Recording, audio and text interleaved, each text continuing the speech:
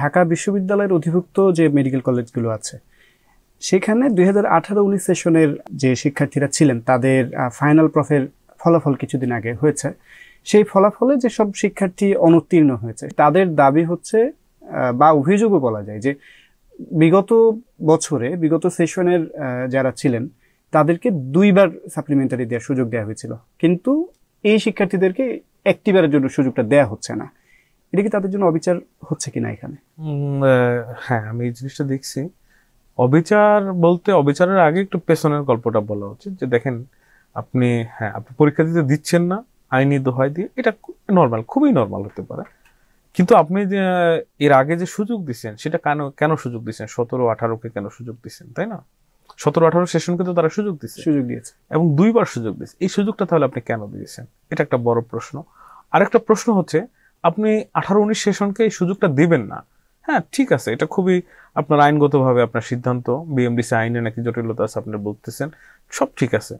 তাহলে আপনি কেন দুইবার 4 দিনের মধ্যে বিজ্ঞপ্তি প্রকাশ করলেন এবং শিক্ষার্থীদের জন্য রেজিস্ট্রেশনটা ওপেন করে দিলেন, এবং সেটা কেন শুক্রবারের মতো একটি ছুটির দিনে সে আবার কেন ক্লোজ করে দিলেন, উইথড্র করে দিলেন? এই যে পুরো বিষয়টা, এই বিষয়টাতে একটা গোজামিল মনে হচ্ছে এবং এই জায়গাতে বক্তব্য আরো সুস্পষ্ট হওয়া উচিত। যেমন এই ঘটনার পরে বিএমডিসির সামনে শিক্ষার্থীরা আন্দোলন করলেন, আন্দোলনের পরে বিএমডিসি কর্তৃপক্ষ কিন্তু আবার বললেন যে আমরা এটা ভেবে দেখতেছি কি করা যায়, আর তোমাদের জন্য দেওয়ার ব্যবস্থা করা যায় কিনা। অথচ এই মার্চে কিন্তু তাদের এই বিশেষ পরীক্ষার্থীতে বসার কথা ছিল।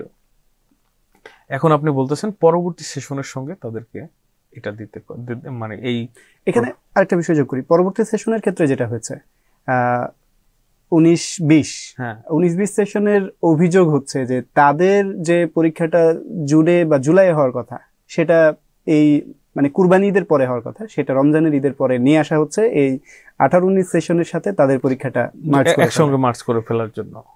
এটা তাদের সাথেও কিন্তু একটা ঝামেলা তৈরি হচ্ছে। হ্যাঁ, এটা তাদের সঙ্গে তো একটা বৈষম্য তৈরি হচ্ছে। আপনি যখন একটা বৈষম্য তৈরি করবেন তখন কিন্তু পুরো অর্গানের মতোই অন্য জায়গায় বৈষম্য তৈরি হবে। এখন ওই যে শিক্ষার্থীদের 19-20-এর কথা আপনি যেটা বলতেছিলেন, ওদের পরীক্ষাটা তো হওয়ার কথা ছিল কুরবানির পরে সে আর একটু সময় পেত, এবং এটা তো ফাইনাল প্রফ, এবং এই প্রফেশনাল পরীক্ষায় কৃতকার্য হওয়ার অকৃতকার্য হওয়ার মধ্য দিয়ে একজন চিকিৎসকের ভবিষ্যৎ সিদ্ধান্ত ডিপেন্ড করে, তাই না?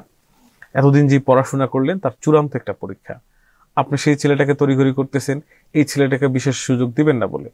এটা হতে পারে না। এইটাতে আমি মনে করি যেহেতু অতীতে আপনি সুযোগ দিয়েছেন, 18-19 সেশনকে আপনার অনতি বিলম্বে অল্প সময়ের মধ্যে একটি বিশেষ পরীক্ষা দেওয়ার সুযোগ করে দেওয়া উচিত।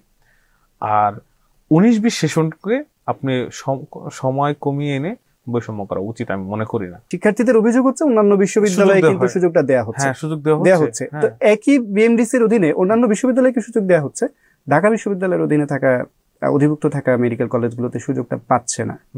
এই বিষয়টা আসলে কিভাবে দাঁড়াচ্ছে?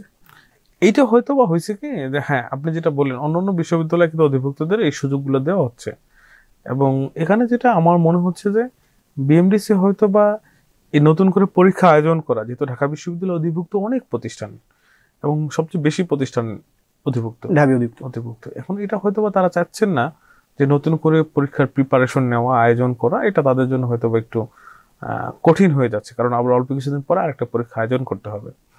তো এই জন্য হয়তো বা তারা মার্চ করে একসঙ্গে করতে চাচ্ছেন। কিন্তু এটা চিকিৎসা শিক্ষা ব্যবস্থা, এইখানে আপনাকে একটু কষ্ট তো পোহাতেই হবে। আপনাকে এইখানে তো ছাড় দেওয়া, সুযোগ দেওয়ার একটা মানসিকতা রাখতে হবে, তবে এখানে আপনি তো এই জটিল একটা বিষয়টাকে আরো জটিলতর করে তুলবেন মানুষের কাছে বা শিক্ষার্থীদের কাছে।